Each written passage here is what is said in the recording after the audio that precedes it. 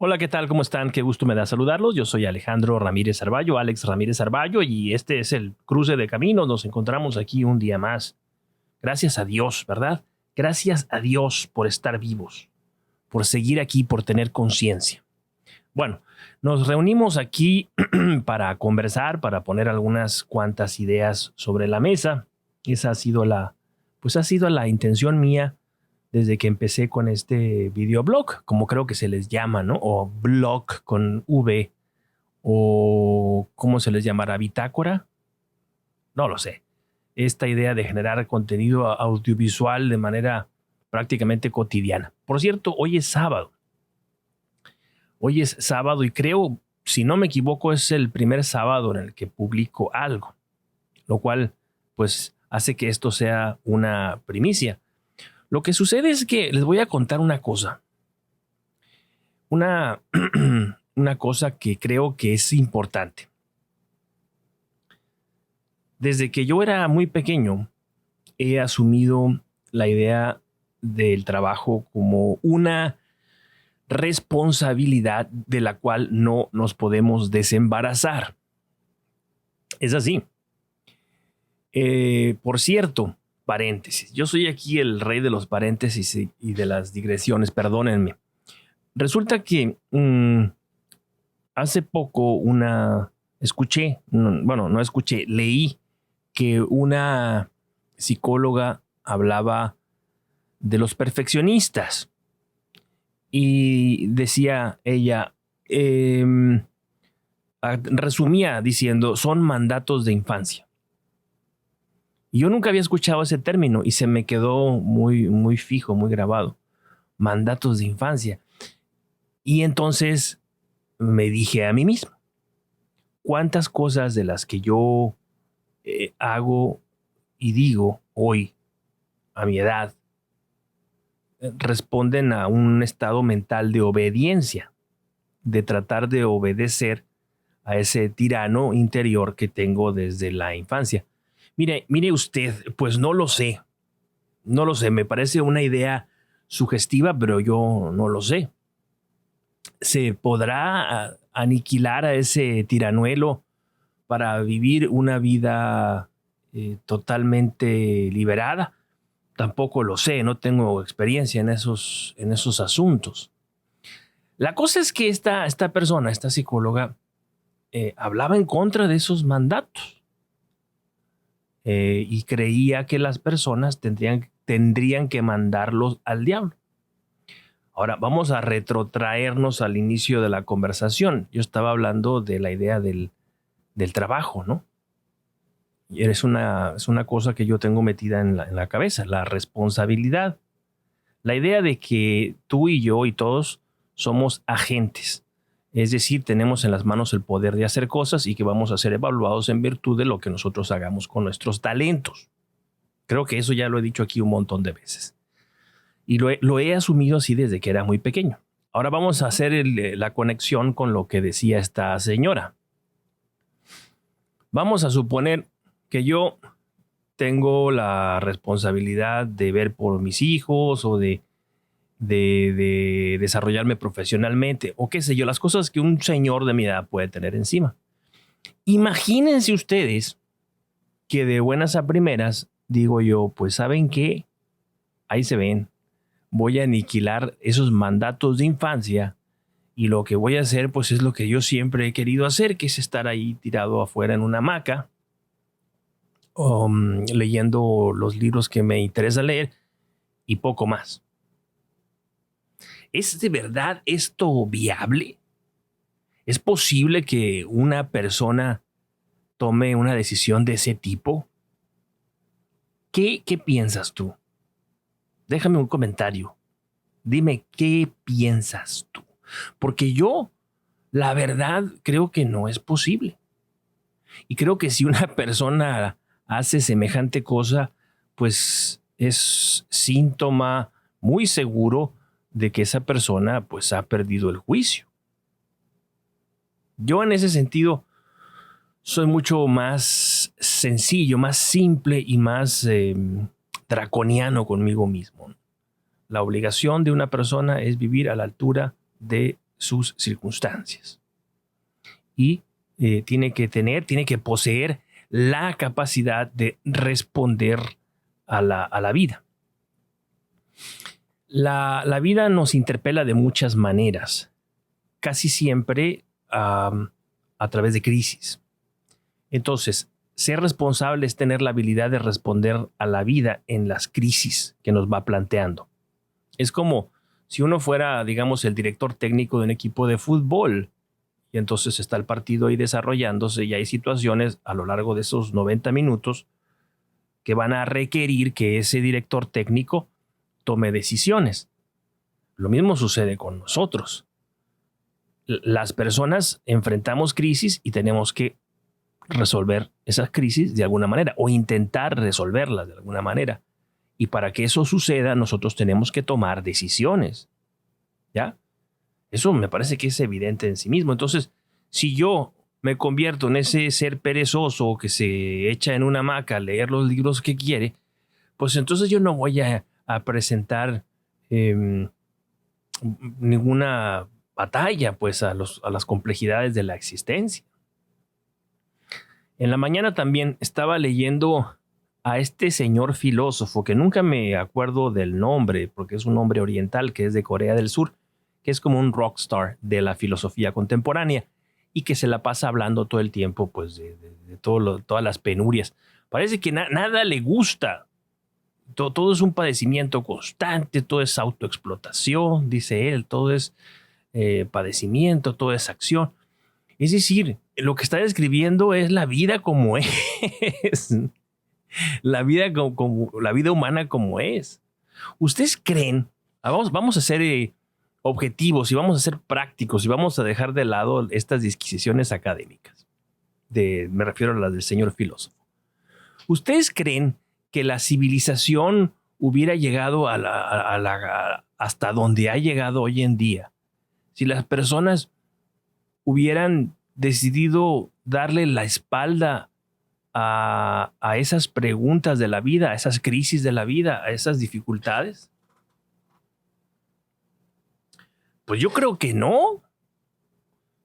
Yo creo que si todos los seres humanos hubiéramos actuado de esa manera, pues ahora mismo estuviéramos todavía viviendo pues así como en la gente que vive en la selva, ¿no? Así como en el Neolítico, no sé, con desnudos y con un arco y una flecha buscando la comida diaria. Y a mí no me parece que eso sea un mundo deseable, una vida deseable. Si ese señor filósofo coreano aspira a vivir de esa manera, y estoy diciendo una barbaridad, he leído apenas un par de cosas de él, estoy diciendo una barbaridad, lo sé. Si ese señor coreano aspira a vivir ahí en medio de la selva o en una caverna, pues es un asunto suyo. Me recuerda esto a Thoreau, ¿no? Walden, que cuando yo era muy jovencito lo leía y me parecía fascinante. Todo el pensamiento anárquico siempre me atrajo muchísimo, muchísimo. Nunca lo estudié sistemáticamente, pero sí leía un montón de sus autores y se sentía que resonaba muy, muy cálidamente dentro de mí. Hasta que un día me di cuenta que aquello era una tontería, ¿no? Irse a vivir a una cabaña a las orillas de un lago y estar ahí pues viendo el techo nada más y escuchando a los cuervos y haciendo cuentas, ¿no? En la mente y cortando leña y poco más. Pues no me parece a mí que eso sea muy atractivo. En medio de las crisis más difíciles que me han tocado, cierto es que yo he sentido muchas veces el deseo de renunciar y de salir corriendo por la ventana, ¿no? Hacia el monte, como un loco. Pero eso siempre pasa. Y el día siguiente termina por llegar y luego el siguiente y de tal manera que la vida comienza a acomodarse nuevamente. Yo creo que eso es el aprendizaje o uno de los aprendizajes más importantes que he tenido en mi vida. No morirás mañana como vives hoy. Cuando parece que te vas a morir, resulta que no te mueres. Abre los ojos y sigues ahí. Y amanece el mundo otra vez. Y con cada amanecer, díganme si no es cierto, con cada amanecer se renuevan las esperanzas. Y uno comienza a sentir que tal vez es posible. Y entonces ahí va uno otra vez, como Sísifo. Se levanta, se limpia las manos y comienza a mover su pesada piedra hasta la cumbre de aquella montaña desde donde va a caer nuevamente. Pero eso es vivir. Eso es vivir. Y además, no es cierto que la vida sea un padecimiento constante. Si la vida fuera un lugar asfixiante, pues la gente se suicidaría en masa, ¿verdad? Cosa que no ocurre. Por lo menos no ocurre entre la gente que yo conozco. Todos mis contactos en las redes sociales a mí me sorprenden. Aquello es una orgía perpetua, una orgía social me refiero, ¿no? Una fiesta tras otra y risas y risas y viajes y comida y borrachera y todo parece que es una felicidad, incluso en estos días oscuros que estamos atravesando. Señal de que los seres humanos hemos sido hechos para la vida. Señal de que por difíciles que sean las circunstancias, siempre habrá un motivo para sonreír. Yo ya les he contado, me parece, y si se los estoy contando otra vez como viejito, perdónenme. Pero yo conozco a una persona que vivió una tragedia espantosa. Perdió a un hijo muy joven, ¿no? Muy pequeñito. Y tiempo después de que aquella tragedia sucedió, esta persona me dijo a mí una cosa que nunca se me va a olvidar. ¿Sabes qué? Así me dijo. ¿Sabes qué? Pensé que nunca iba a volver a sonreír. Pensé que nunca iba a sonreír nuevamente. Y entonces el hecho de que esta persona tenía la posibilidad de sonreír otra vez, pues le causaba desconcierto, quizá incluso hasta un sentimiento de culpa, ¿no? Quizá esta persona lo que hubiera querido es permanecer en un estado de duelo perpetuo, ¿no? Hacer una especie de santuario dentro de su casa para honrar la memoria del hijo fallecido y dedicarse por entero a eso, ¿no? Canonizar al hijo. Pero la vida, que es súper creativa, que la vida que no se detiene nunca y que es una experiencia siempre poderosa, pues le había hecho nacer la sonrisa nuevamente. Yo creo que ahí, muchachos, ahí está el problema. Yo creo que no hay tantos desencantados como gente aburrida. Yo creo que cuando las personas encuentran una razón de ser, un para qué levantarse todos los días, entonces su vida cambia radicalmente. Para bien, ¿se entiende? Y yo creo que esta persona que tiene un para qué siempre encontrará un cómo, como decía Nietzsche, ¿no? Para quien tiene un para qué, siempre habrá un cómo, un puente hacia el otro lado. Por más difíciles que sean las situaciones, es posible encontrar un puente hacia el otro lado. Esta mañana estaba hablando precisamente sobre eso en otro espacio. Hablaba sobre las personas que padecen ansiedad. Yo soy uno de ellos. Y yo hacía una reflexión en voz alta sobre cómo es posible ver una conexión entre la ansiedad y el aislamiento. Y el reverso de la moneda es que los procesos de recuperación de los ansiosos van ligados al acompañamiento. Y yo me pregunto, si no será que a través del acompañamiento nosotros podríamos encontrar soluciones a muchos problemas. Me parece que sí. Si nosotros vivimos en ciudades o en pueblos, es porque tenemos la necesidad de vivir con otros que son como uno mismo, como nosotros.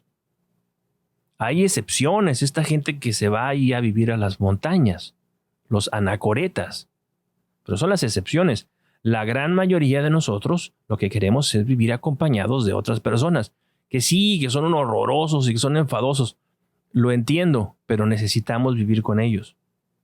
Necesitamos al panadero, a la costurera, al vendedor de esto, al empresario, al maestro, al médico, porque nosotros no podemos ser todos los hombres.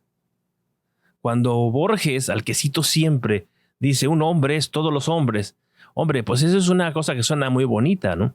Pero él se refiere más, digamos, en términos metafísicos, en términos concretos, prácticos, reales. Una persona no puede ser todas las personas. Una persona a lo sumo puede ser un especialista y alguien medianamente enterado en otras disciplinas. Por eso necesita vivir con otras personas. Yo hago esto por ti, tú haces esto por mí, y en esta vinculación nosotros nos volvemos más fuertes y podemos crecer, y nos conviene a ti y a mí que trabajemos en equipo. El trabajo en equipo y la competencia, ambas, son los motores más importantes de la civilización. Entonces, decir que uno no tiene nada que hacer, decir que uno se aburre, es de verdad no estar poniendo atención o no haber puesto atención nunca a lo que es la vida, a lo rico que es la vida, a lo sustancial que es la vida y sobre todo a lo esperanzador, ¿verdad?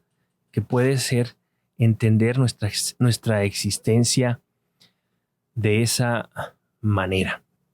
Así que renunciar a vivir para quedarse allá afuera en una hamaca o para irse a la playa, pues no es un buen plan. Oscar Wilde decía una cosa interesante, decía, la definición perfecta del infierno son unas vacaciones perpetuas. Y por supuesto, es el absurdo mismo. Una cultura de la pereza, de la molicie, pues es una tortura mental, una tortura psíquica. El ser humano, la psique del ser humano, necesita atención. Yo a veces me siento a cavilar cuando tengo algún problemilla me siento y luego se me acerca el perro. Y el perro brinca, quiere que se voltea así y se pone las manitas así y quiere que le rasque la panza. Entonces me pongo a rascarle la panza. Y digo, Dios mío, para este animal yo soy Dios. Pero es un Dios que sirve porque en cualquier momento en el que me pida que le rasque la panza, se la voy a rascar. Entonces yo atiendo sus oraciones perrunas. Siempre. Y entonces luego me pasa la tentación y digo, Dios mío, ¿cómo envidio a mi perro? Mi perro es como un ángel. Mi perro es un ser inmortal. Lo digo y lo pienso. Y luego después me doy cuenta de que eso es un error. Me doy cuenta de que mi perro no es consciente de su existencia. Me doy cuenta de que mi perro solamente puede ser perro y nada más. Y me parece que eso es una jaula terrible en la que yo no quisiera estar.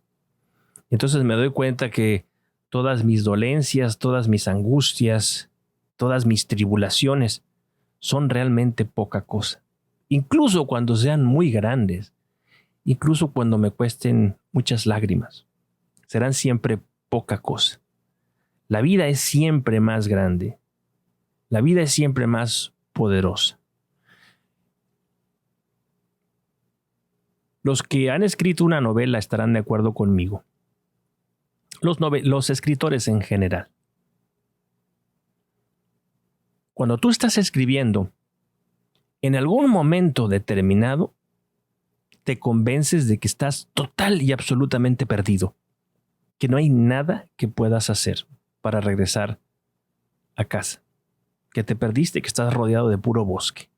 Y dices, ¿y ahora cómo le hago? ¿Qué hago? Entonces, como no hay alternativa, como no hay mapa, como el escritor no tiene mapa, no sabe a dónde va, comienza a escribir una palabra detrás de otra, hasta que aparece una frase. Y esa primera frase que aparece es una puerta de salida, una puerta que lleva a otras puertas, a otros mundos. Y te das cuenta entonces que todos los caminos que tú hubieras tomado te llevaban de regreso a casa. Siempre pienso esto, esta idea mía del escritor perdido en el medio del bosque, para hacer la analogía. El escritor es como el sumum de todos los hombres. Así que cuando nosotros estamos totalmente perdidos, cuando nosotros estamos totalmente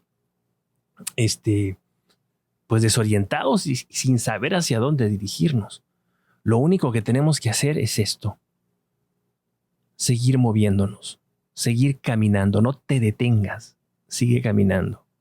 En el libro de las preguntas, Pablo Neruda se pregunta retóricamente en uno de sus poemas: ¿por qué no puedo estar inmóvil? Porque estás vivo, Pablo, porque estás vivo, por eso nos tenemos que mover. Y ese moverse es como estar escribiendo la primera frase. Escribe la primera frase con fe. Confía en que hay una respuesta, aunque tú no puedas verla ahora mismo. Escribe y entonces vas a encontrar la punta de la hebra y la vas a empezar a jalar, pues a tirar de ella, y así vas a resolver el problema, y de pronto te vas a dar cuenta que aquellos días oscuros, días de tempestad y de mala fortuna quedaron atrás, y que ahora te encuentras en un escenario muy distinto, con un clima más placentero, con una realidad más deliciosa. Qué maravilla, ¿no? A eso es a lo que yo me refiero cuando hablo de los poderes de la vida. La vida es una matriz de historias. La vida es una matriz de alternativas. Es imposible que exista un problema de tal magnitud que te aplaste definitivamente. Salvo la muerte, pero la muerte no es un problema para nadie, como no lo fue el nacimiento. Bueno, señoras y señores, es sábado y perdonen ustedes que esté agobiándolo con mis homilías, incluso en un fin de semana. Por cierto, ¿no? Hay gente que padece toda la semana porque aspira a llegar al sábado, porque entonces va a poder ser feliz unas horas. Oigan, no sean así, no se hagan eso. La vida no es eso que vives el sábado. La vida está en todas partes, sobre todo en los espejos. Bueno, muchachos, nos vemos. Ha sido un placer. Hasta pronto. Cuídense.